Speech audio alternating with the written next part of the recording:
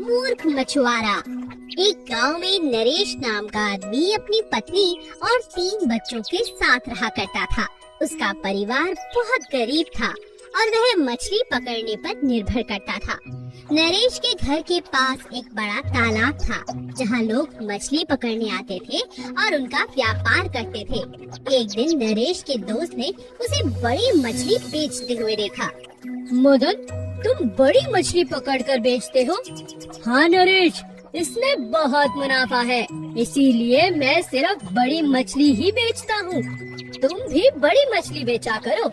इन छोटी मछलियों को बेचकर भला क्या फायदा हो सकता है? नरेश को लगा कि अगर वह छोटी मछली बेचता रहा तो कोई कमाई नहीं कर पाएगा, इसीलिए उसने बड़ी मछली पकड़ने और बेचने का सोच लिया। अगले दिन वह तालाब के पास गया तो उसने बड़ा जाल बिछा दिया और जब उसे लगा कि कुछ पकड़ में आया है तो उसने देखा कि उसमें छोटी छोटी मछलियां ही हमेशा की तरह फंस गई हैं। मगर यह क्या, कई बार कोशिश करने पर भी एक भी बड़ी मछली उसके जाल में नहीं फंसी। ये क्या हो रहा है? मैं सुबह से जाल डालता जा रहा हूँ लेकिन एक भी बड़ी मछली मेरे जाल में नहीं फंसी।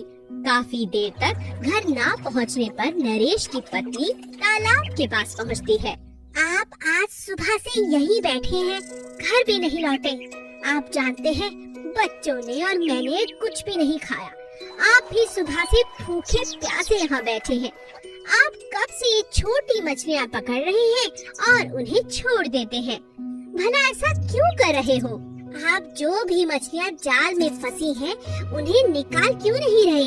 अगर बड़ी मछली यहाँ नदी में है ही नहीं तो वो आपके जाल में फंसेगी कैसे? हमें बड़े के चक्कर में अपना रोज का छोटा छोटा काम छोड़ना नहीं चाहिए। हाँ, तुम ठीक कहती हो। ये बड़ी मछली पकड़ने के चक्कर में छोटी मछलियाँ भी हाथ से चली गई। जितना मिलता है उसमें खुश रहना चाहिए।